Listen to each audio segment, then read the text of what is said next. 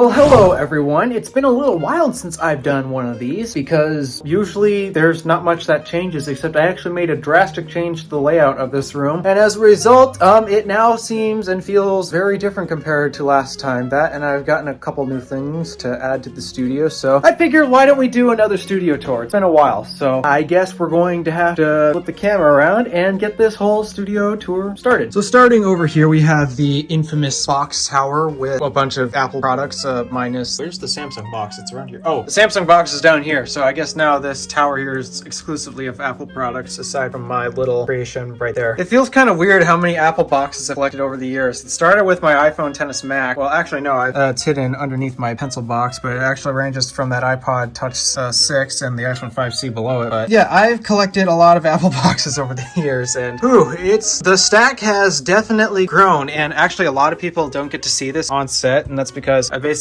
ran out of room on this shelf. I'm probably gonna have to get another one at some point. I have my iPad Air box here too, just it doesn't get to be featured. And now I'm noticing that it's upside down. Why is this box upside down? There, problem solved. And this room is usually a lot messier than what it looks right now. I'm currently doing my laundry, so that's why you don't see as many clothes all over the floor, but I'm a bit of a slob. Not much along this wall. I have to keep this as open as it is, because if I block this, the room will absolutely freeze in the winter, and it gets really cold here in Upper Michigan, so I have to keep this whole heater vent exposed, otherwise I'm going to freeze in here this winter. And I guess we have a couple new additions that I'd be happy to point out here. We got my new base here. It's not mine. Technically, the reason why I have this is because I got it from a friend who borrowed it from a friend. That friend never asked for it back, and actually that goes a long chain, so I'm technically borrowing this from a friend indefinitely, as one to say. So yeah, that's how I have this base here, though. It is a really nice base, not gonna lie. I've used it for creating a few tracks, and I'm not allowed to play them because, well, a lot of them are copyrighted at the moment. So that is a nice new addition to the whole studio that we'll talk more details at the music set in a bit. I also have this nice little shelf here where I needed to store a bunch of other random knickknacks, like my toolbox or various other things, like my 8th grade sewing. No, what's that? No, that was 6th grade. 6th grade sewing project. As you can see, I am not great at sewing. It's supposed to be a fox. And then of course, I got various other knickknacks, like a copy of macOS Snow Leopard. I tried installing it on one of my older laptops, but it didn't want to run, so oh well. I have a box of receipts and old checks that just to keep them, because why not? This box here, you guys might have seen every now and then. This is literally just my box of miscellaneous cables, and actually I got a AA, AAA battery charger in here as well, so it's nice and convenient to have. Old photos and blank DVDs and such. And then up here is where you guys typically get to see, well, what's you see on the Drive channel. Typically you see this angle position whenever I film Drive videos, and that's to feature my 1:18 scale Tesla Model 3. And actually, if it wasn't for this thing being slightly older than when Tesla has updated the design, this would have been the exact spec of Model 3 that I bought. In fact, if we ignore the fact that they've redesigned and facelifted the Model 3, it's still technically the exact spec I'd buy. Blue exterior, sport wheels, white interior. That is how I do it, and well, they've essentially just updated the designs of that, and I'd still go for that model. So yeah, okay. I also have my little $35 or $45, I don't remember how much this thing costs, but it's my little supercharger stall where actually, if you take a closer look, did my camera just zoom out on me? Let's try that again. As you can see, I put my black lightning cable in this to make it look like the supercharger has an actual cable. Nice little detail. Oh, and this right here is the certificate to this. So that way you guys definitely know this is the official 1:18 scale Tesla Model 3 right here. And hiding right behind it is a Porsche Carrera GT. I don't remember why or how I got that, but something I keep tucked right beside this because that's not an electric car. I'm an electric car enthusiast, but I still have a soft spot for, well, cars in general. I'm a car enthusiast in general. I just like to focus more on the electric division instead of the 100-year-old gas and diesel thing that we've seen for years. So that is why I still keep that around, but just hidden behind this Tesla Model 3 here. Not much to see in this corner other than my space heater, which sometimes I need in the mornings, but also really need in the winter if I'm going to be sleeping at night. As well as a few other knickknacks, like I keep my trash bags right here for my garbage can. I don't know why I keep them here of all places. I keep a couple bags and pillows and such for when I travel travel right here. This desk is a total mess, and actually I gotta be careful with how I show this because my real name is written on it. This right here, this exact pieces of paper right here, I've always been mentioning why I hated Windows, and part of that contribution was the story where I spent 45 minutes trying to print one essay. This right here is that one essay I spent 45 minutes trying to print. So there's that fun. Why do I have an old tissue? Okay, some of these I can just throw out. I don't know why I still have them. I have my little iHome alarm clock. This used to be extremely relevant for me, especially back when I was going to public school. Except, unfortunately, things started to wear out on it, and now I just use it for the clock. Like, as you can see, I now, in order for me to use the intended function, I can't use this lightning dock right here. That's basically gone bad. So now I have to plug in a separate lightning cable to a USB port on the back of that, and it's just clunkier, and I'm not really that big of a fan of it anymore. But I used to be able to wake up to songs on my iPods or my iPhones, anything that had a lightning port on it that I plugged into the dock like that. However, it's basically become, well, just a timepiece because now I use a HomePod Mini as my alarm because, well, the functionality on that had really degraded. Obviously, I sleep where I work, and so, yeah, we've got my bed. Nice. And this is my guitar case for my Alvarez guitar. I guess we can turn to some other things over here. Usually there's a whole bunch of clothes right in this area we're seeing now, but again, I'm doing laundry, and I gotta do a better job at actually putting them away. I just typically leave them in a basket. Got a bunch of other knickknacks and stuff, more junk up here. Spare keyboard for if I'm working on older computers and need a keyboard to use it. More junk down here, more boxes. This is where I actually keep my church music. I've mentioned that I actually play the organ for church before, and so this is where I keep the music, well, part of where I keep it. Like, these are the books I'm constantly using all the time. Sometimes I'll pull these out if I am in desperately need of them, and then I've got a couple other song books right there that I'll use every now and then. That blue binder right there, you are never allowed to see what's in that. All right, enough random details about junk in the room. Let's actually get to the real things that you guys are probably interested in. Starting off with the music set, where, as you can see, it now has its own dedicated set of monitors. Finally, I don't have to constantly flip them around between the editing desk and this set. Part of my choir folder here, so let me toss that aside. So I guess I can give you a little tour of this setup here. So obviously right now it consists of my two 27-inch 1080p monitors. They're nothing special, but they do the job. And because I do not edit footage on these anymore, the 1080p resolution does not bother me because, well, you don't need resolution to edit music. So because of that, it works very well. This is my XPS I use for my day job, where this thing right here is how I actually make money. My MacBook, unfortunately, has not made me a single cent so far, which is really sad. But typically when I'm here recording music videos, I'll pop this stand off because I use that for the books. Slide this keyboard back here, and what just fell? Oh, the old phone line, who cares? And then I'll place my keyboard and my mouse right here to control the laptop. And speaking of which, all that stuff goes down here, and pardon my terrible cable management, but if you guys ever want to make an audio recording setup, be advised, you are going to have a real fun time with cables. I mean, a real fun time with cables. I don't have the laptop here right now, but I basically got this Thunderbolt dock, and somewhere around here is the USB-C cable that plugs into it. And plugged into this Thunderbolt dock is my mixer right here. It's my Allen and Heath mixer. Been using it for a while, and it functions. It does the job. I'm not entirely sure if I can actually get more than one tracks to be used at a time, because I found that I can use two different channels and use them in stereo, but I haven't actually gotten all four channels to record at the same time yet. But anywho, that detail aside,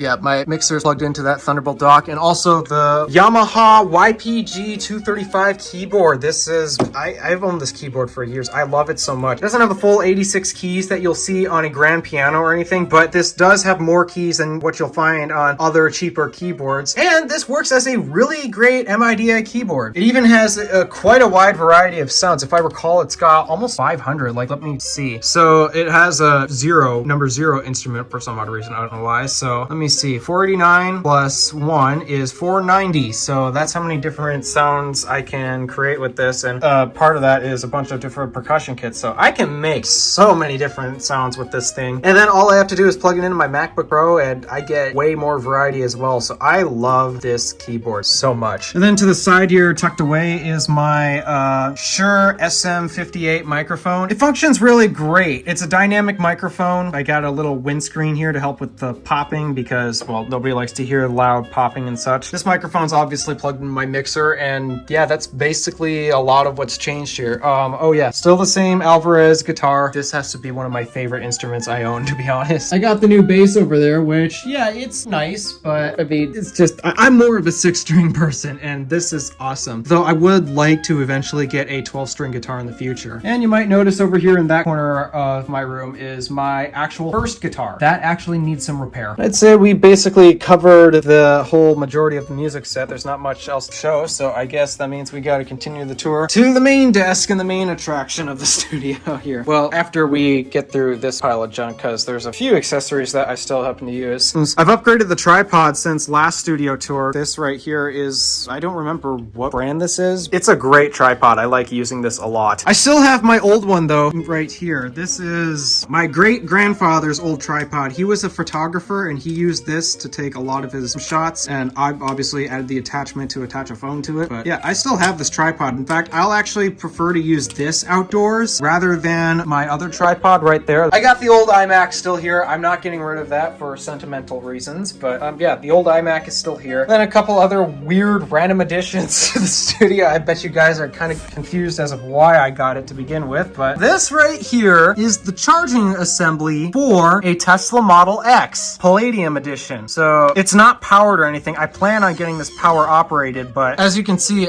yeah, for demonstration and show purposes, I had gotten this Tesla Model X taillight reflector with the charge port assembly. And I plan on building an interesting contraption because something that I want to do is actually explain by making a whole model how an EV actually charges. So to do that, I figured why not get a proper charge port. Now I probably could have saved some money and go for the Tesla Model 3's charging port, especially considering that those things are very plentiful on eBay, but they're not as cool as this because actually this has to be the coolest charge port door I've ever seen, because I'm holding it straight to how you would typically see a taillight reflector head on, and yet it opens up this way, and then also it pivots right here. There's a secondary pivoting point, so it's just a detail that I kind of liked myself. I've always been enthused about how mechanical things work, and so that's why I wanted to get this compared to your standard Model 3's taillight assembly. And then obviously, if I wanted to use this to demonstrate how charging works, I gotta have the thing that plugs into it, and well, I do. This right here is my NACS cable, NACS for the North American Charging Standard. This came originally from a Tesla wall connector, and you can tell because it has the black handle right here instead of the silver plastic lining in here with the black text. So that's how you can tell this is a wall connector cable. I'm pretty sure this was swapped out on wall connectors because this is actually a really short cable compared to what the wall connectors actually ship with nowadays. I think it's because a lot of people were complaining about the cable length on the 3rd generation wall connector, and so Tesla updated it and offered an upgrade to put a longer cable on the wall connector. So that's how you're left with this cable right here being completely unused, except I'll find a use for it. I just gotta get my assembly assembled. All right, enough rambling about what's in this pile. Time to talk about the desk as my computer just goes to sleep. So this right here got the biggest upgrade overall. I mean, yeah, it's nice that the music set now has its own dedicated monitors, and that's because, well, those were the old monitors that I used to use. But those monitors are VESA mountable. These are not, but that doesn't bother me at all. So in terms of the upgrade that I did here, these are Samsung 32-inch 4K monitors. They're still 60 hertz, but it's fine. Like, my daily driver iPhone is a 60 hertz iPhone XS Max. I don't really care about what the refresh rate is on my personal phone because it's fine. 60 hertz is fine. And I have to say the 4K upgrade is absolutely amazing because now, because I have more resolution and more pixels to work with, I can actually scale down certain elements of macOS, and I can fit so much more content onto this display. Like, let me open Safari here. This is YouTube's homepage on the monitor. Like, what? I've never been able to see this many options displayed at once. So this is real nice, and oh, this gets really nice when editing in Final Cut Pro. These two monitors are plugged into this other Thunderbolt dock here that runs all the way up to my 2021 16-inch MacBook Pro with the M1 Pro processor. Guys, I gotta be honest, this laptop has to be the best laptop in the entire world. Like, even considering the upgrades like the M2 Pro and M2 Max that these laptops got almost a year ago, I'm sorry, you're not gonna find any better value than this laptop right right here. It's got more performance than even I know what to do with, and I'm a video editor who takes advantage of that performance. It's got battery life that's nobody's business, and just how could you beat this laptop on value? It's just, I don't see how. It's such an amazing device that Apple made, and I love it. I plan on using this for quite a long time until Apple decides it no longer deserves software, and that will be sad because, oh boy, that's a really hard laptop to not consider at this point. Various other elements that I have on the desk here aside from that, here's my standard Jellycomb keyboard, and I don't know what happened to my Jellycomb mouse. That just randomly upped and disappeared on me, but I still have my Magic Mouse here. This has to be the best mouse for the Mac ever, and guys, I know this is so annoying, and you guys drive me nuts when you guys try to argue back about this. Charging port here is not a problem. The only issue with this charging port is it's not Type-C. This thing being at the bottom, and you have to charge it at the bottom, and when you charge it at the bottom, you can't, it's a non-issue. You do it so infrequently, you almost never think about it. And when the time does come to charge it, I basically plug it in overnight, and I'm all set for the next 2 months. And the ergonomics thing that everyone likes to claim is not great about this, I'm confident you're just holding it wrong. A lot of those people who say it's not ergonomic hold the mouse like this. This is not how you hold the Magic Mouse. This is how you hold the Magic Mouse, because there's a trackpad right here that is absolutely amazing. Apple nails their trackpads. And so, yeah, this best mouse ever. I love it so much. I have my iPad Air here, 5th generation, so it's the one with the M1 chip. If I can get it to unlock. Hello. There we go. This has become my thumbnail machine because of the Apple Pencil. This really is the best stylus for a tablet, not gonna lie. I've got my AirPods Pro 2nd gen randomly lying about. I hardly ever use them anymore. Case for my AirPods Max because the one that they ship with is a complete joke. And these are the headphones that I use for editing, my AirPods Max. Great sound quality, and yeah, they're expensive, but I mean, I'm an audiophile. I love sound quality, and they work just fine for editing. I even use them for music production. So despite that, it doesn't have the flat sound signature that all the other audiophiles producing music say you absolutely need to have. What are you gonna do? Sue me? And then basically if I pan around, I got all sorts of other knickknacks on the desk. And oh yeah, this desk has a total of 3 wireless chargers. I got my wireless charging stand with my Samsung Galaxy S7 right there.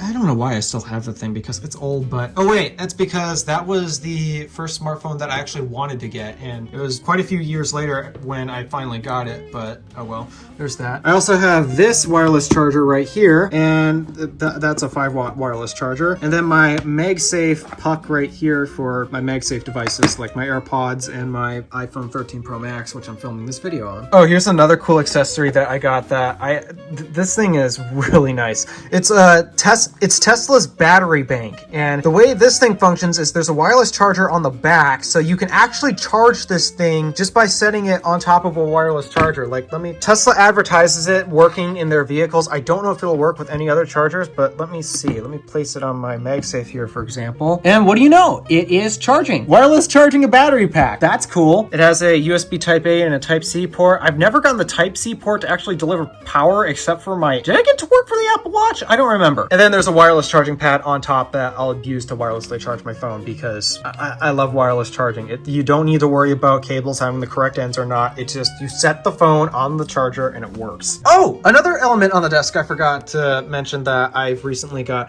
This right here is my Wi-Fi router and server. It's my Apple Airport time capsule. Yes, believe it or not, this is not just a Wi-Fi router. There is a 3 terabyte hard drive in this enclosure right here, and that is where I store all of my videos, at least the ones that I've remembered to put on it. But yeah, this is my nice little server that I have an Ethernet connection running directly to the Thunderbolt dock. I gotta get an Ethernet connection running to the other dock, but I haven't done that yet. And I finally got a wireless upgrade in my room because this is now the Wi-Fi signal that all my devices hook up to when I'm in here. That means my wireless has now become way stronger than trying to connect to the router on literally the other side of the house all the way over there. Instead, now that I'm using this, I hooked up the internet signal through this patch cable that goes all the way down to that router downstairs, and oh, this really solved a lot of my slow internet issues. I mean, overall, uploading videos is still a slow task, but in terms of video calls, I finally have better signal to do video calls on a podcast. So yeah, I got a serious internet upgrade now. Unfortunately, the speeds that